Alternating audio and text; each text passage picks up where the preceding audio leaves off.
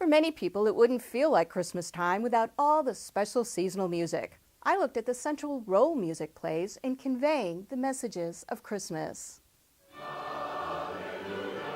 From the radio and the malls to churches and concert halls, the sacred and the whimsical. Jingle bell, jingle all the way. Oh, what fun it is to ride in the one-horse open sleigh.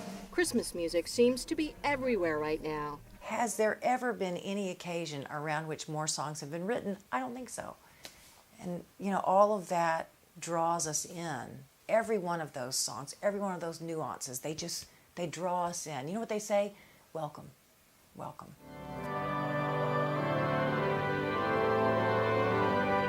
For Christians, the religious music of Christmas is central to this season in their faith. I think the songs embody the meaning of Christmas. Eileen Gunther is professor of church history at Wesley Theological Seminary in Washington, D.C. She says Christmas hymns focusing on biblical prophecies and descriptions of the birth of Jesus have been part of the church tradition for centuries. The first carols were in Latin. That was the language of the church at the time carols originated in the medieval era, and the processions would have been sung in Latin.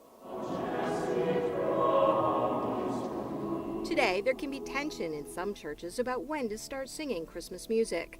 Those that strictly adhere to the traditional church calendar would not sing carols about the birth of Jesus during the 4 weeks of Advent. They start singing those carols on Christmas Eve and for the 12 days of Christmas that follow. But some congregation members want to start earlier. They want their children to hear sacred songs, and they want them to hear them in a worship service, not just something on the radio or at home.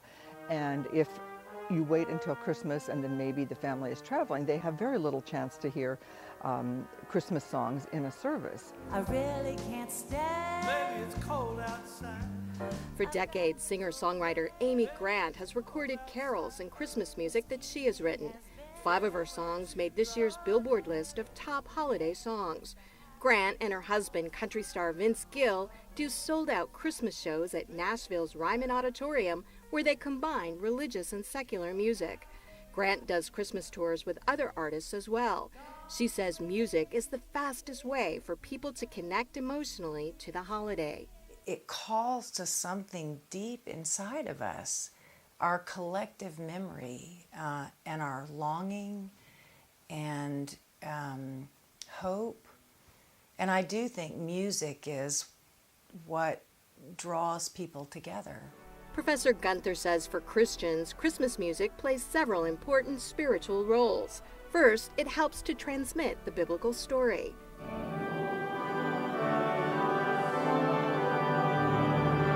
For example, the carol, O Come All Ye Faithful. It's a playlist of all the characters who were there. They're welcoming people to Bethlehem.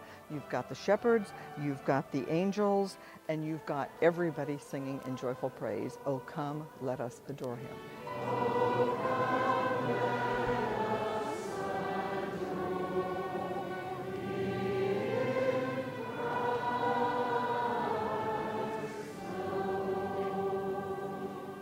Based on her own childhood experiences, Grant agrees that music can be among the best ways to learn the Christmas story. I cannot remember one sermon, not one, but the songs. I had memorized probably 100 hymns, some of them Christmas hymns, by the time I was 10 years old. And to me, that's how we learn and remember. That's how we get the story.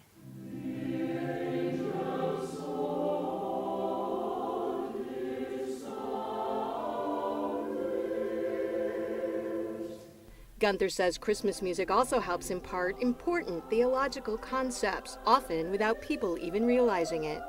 Carols and actually hymns are amazingly succinct theological statements. There is more theology in a few words of poetry than you can possibly imagine. You can have a whole sermon in 4 lines. One of her favorites is O Holy Night.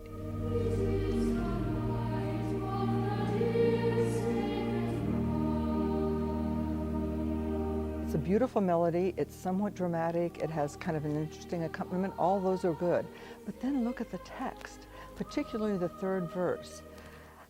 Truly, he taught us to love one another. His law is love, and his gospel is peace. Then this, chains shall he break, for the slave is our brother, and in his name all oppression shall cease.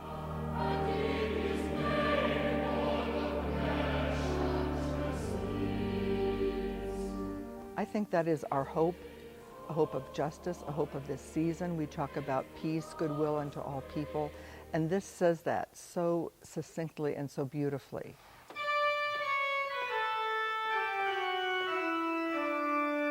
Another favorite is Joy to the World. Joy to the World is a really interesting song. People think of it as a Christmas song or a Christmas carol. It actually, I hope I don't hurt anybody, but it's not.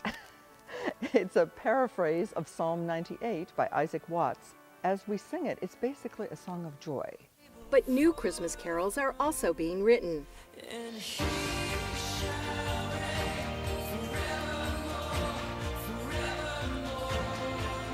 Grammy Award-winning gospel artist Chris Tomlin has a new Christmas album, Adore, Christmas Songs of Worship, which debuted at #1 on Billboard's Holiday Albums chart. I have traveled many moonless nights. In 1992, Grant released her triple platinum album, Home for Christmas, which included the song Breath of Heaven, Mary's Song. It explored the feelings of Mary as she was pregnant with Jesus. I realized how universal it was, that we all have that feeling of nobody really knows what I'm going through. But specifically because of Mary's story, I mean, it was the first time humanity actually touched the divine, like in flesh and blood. And I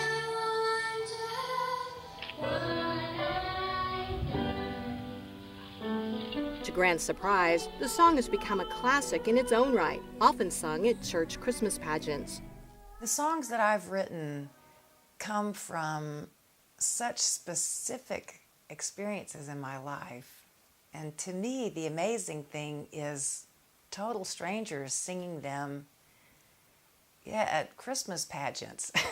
I'm going, wow, music is bigger than, it's certainly bigger than the people who write it. Oh, little town of Bethlehem, how still we see thee lie. Gunther says she's awed at the timelessness of carols that were written sometimes centuries ago and still feel relevant. The hopes and fears of all the years, the phrase from O Little Town of Bethlehem. I think anyone who is paying attention to the news today can really relate to that. The times are a little tricky these days, and there's a lot of anxiety and a lot of unknown. The political landscape seems to be forever changing, and I think carols have a really anchoring sense to them.